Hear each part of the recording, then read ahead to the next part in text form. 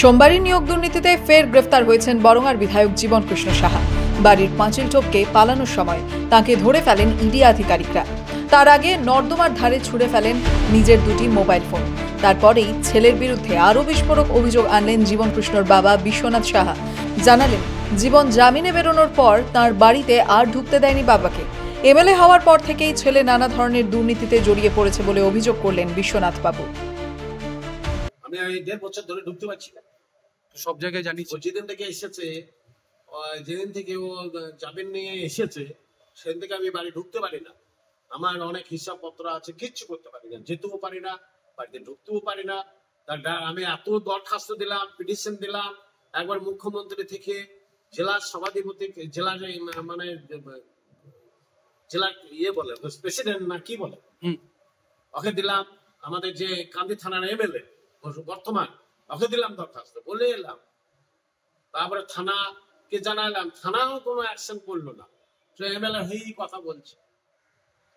তারপরে ওপর মহলে দিলাম, আবার দিলাম আমাদের ডিস্ট্রিক্ট সেক্রেটারি প্রেসিডেন্টকে, অনুব্রত মন্ডলকে দিলাম। কোনো কিছু, কোনো জায়গায় কোনো পেলাম। কেন হচ্ছে না? ছেলে বিধায়ক বলে কি? তো সেই কথাই বটে। কবে জীবন কৃষ্ণের বিধায়ক পদ যাবে, সেদিকেই এখন তাকিয়ে রয়েছেন বিশ্বনাথ বাবু। এখন কি করবো, আমরা এইভাবে চলছে। এখন দেখি এমএলএ একটু যাক, তারপর যাই হবে। এমএলএ স্ট্যাম্পটা যাক, তারপর আমি ওকে বার করে দেবো বাড়ি থেকে। আপনার নিজের বাড়ি আপনি নিজেই ঢুকতে পারছেন না? না। তো ওর বিরুদ্ধে এই যে দুর্নীতির অভিযোগে তদন্ত হচ্ছে, মিটিং করবে কোথাকার সব ক্রিমিনাল লোক নিয়ে এসে মিটিং। কোথায়? আমার ওই বাড়িতে। এবার তো আমি কথা বলতে পারছি না। না, এবার এইটাকে আপনাদেরকে তুলে ধরতে হবে। মিথ্যা করে বললাম, পুলিশ কেস করে দিয়েছে, কেস এখন স্টার্টিং। ছেলের জেলে থাকা উচিত বলেও মন্তব্য করেছেন বিশ্বনাথ। জেল তো দরকারই আছে, জেল দরকার নাই বলে যাও পুত্র, আমি তো থাকতে পারবো না যদি কিছু না হয়। বাড়ি যেতেও পারবো না, মানে অস্থির করে দেবো।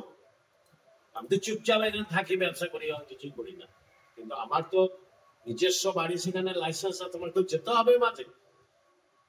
তাহলে আমি কি করে যাবো? শুধু ছেলে নন, নিজের বোন তথা কাউন্সিলর মায়া সাহার বিরুদ্ধেও ক্ষোভ উগড়ে দিয়েছেন বিশ্বনাথ বাবু। জানান, তার বোনও প্রচুর বেআইনি সম্পত্তি করেছে।